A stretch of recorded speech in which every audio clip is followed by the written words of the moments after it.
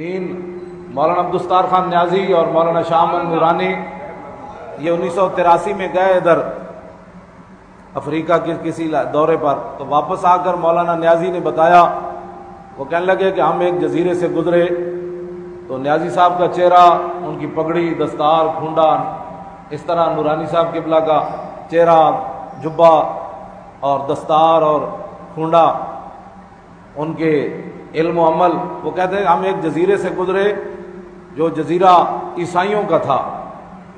کہنے لگے ہم دونوں جب گزر رہے تھے تو پوری بستی باہر نکل آئی۔ انہوں نے پوچھا یہ کون لوگ ہیں یہ دونوں جو جا رہے ہیں؟ تو مولانا فرمانے لگے جب ان کو بتایا کہ ہم مسلمان ہیں اور مسلمانوں کے رہنما ہیں، تو وہ عیسائی پوری بستی کہنے لگی کہ اگر مسلمانوں کے رہنما یہ لوگ ہیں تو پھر اسلام سچا ہے۔ یہ تو کل کی بات ہے، ابھی کی بات ہے۔ تو یہ جو لوگ دین کی وہاں باتیں کر رہے ہیں، اور پھر وہ میں اس کو کوئی زیادہ شہرت نہیں دینا چاہتا، نہ اس کو منہ لگانا۔ اعلیٰ حضرت بریلوی نے لکھا کہ ماہ فشاند نور و ساگ آؤ آؤ کند ہر کسے بر خلقت خود می دند۔ اعلیٰ حضرت بریلوی فرماتے ہیں کہ 14ویں رات کا چاند جو ہے وہ نور برسا رہا ہوتا ہے۔ ماہ فشاند نور، 14ویں رات کا جو چاند ہے نا وہ نور برسا رہا ہوتا ہے، ہر طرف جگمگ جگمگ اور نورانی رات ہوتی ہے۔ وساگ آؤ آؤ کند، اور نیچے سے کتا جو ہے وہ اس چاند کو دیکھ کر نیچے سے آؤ آؤ کرتا ہے۔ تو اعلیٰ حضرت بریلوی فرماتے ہیں ہر کسے بر خلقت خود می دند، فرمایا کتا اس کے علاوہ کر کیا سکتا ہے؟ کتا اس کے علاوہ کیا کر سکتا ہے؟ اور خبیثو یہ دین رسول اللہ کا ہے، اس کو لاوارث مت سمجھو، اور اس کے بارے میں بک بکارے ٹی ویوں پر بیٹھ کر مت کرو۔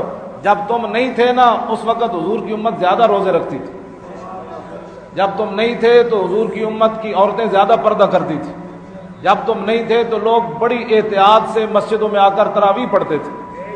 تم نے دین کے بارے میں لوگوں کو بے باک کر دیا ہے۔ بے باک کے لیے معافی نہیں ہے، ہاں گناہگار کے لیے معافی ہے جو بندہ بے باک ہو جائے، جی کچھ نہیں ہوتا، جی کچھ نہیں ہوتا۔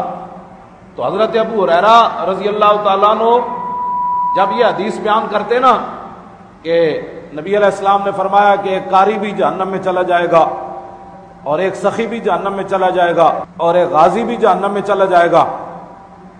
ایک قاری کو اللہ تعالیٰ بلائے گا کہ ہاں جی قرآن جیسی دولت میں نے تجھے دی، پھر کیا کیا؟ وہ قاری کہے گا میں نے تیری رضا کے لیے پڑھا۔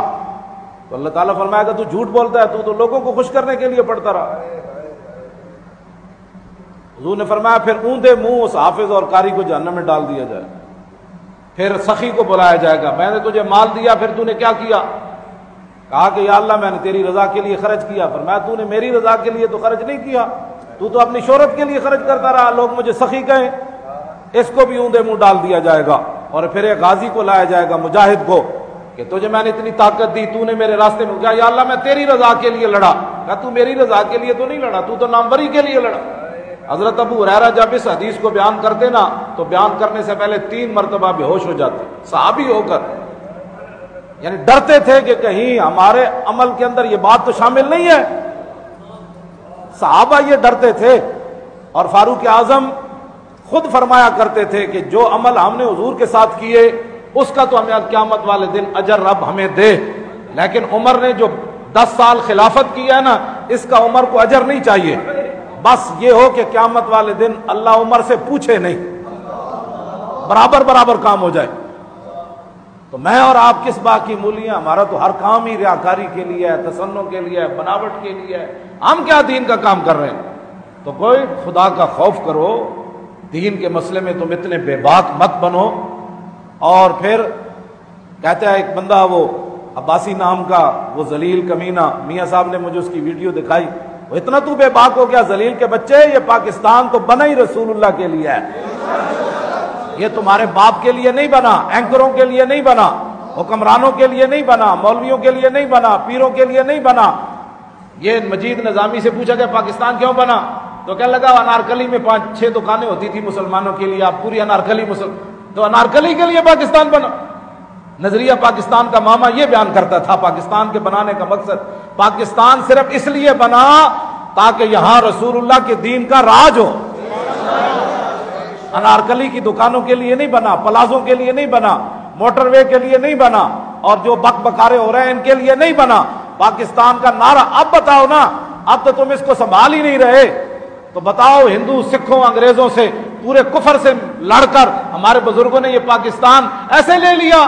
لوگ ایسے جانے کوئی نہیں دیتے، ایسے اپنی بیٹیوں کے گلے کوئی نہیں کاٹتے، ایسے ایسے کر کے دریاؤں میں چھلانگے کوئی نہیں لگاتے۔ ذلیلو، سب کچھ رسول اللہ کے دین کے لیے لوگوں نے برداشت کیا، بچیاں بھی ذبح کی، بچے بھی ذبح کیے، خود بھی ذبح ہوئے، اربوں کی جائیدادیں ادھر چھوڑی اور لٹے پٹے پاکستان میں آئے، صرف اس لیے آئے کہ پاکستان کا مطلب کیا؟ لا الہ الا اللہ محمد الرسول اللہ۔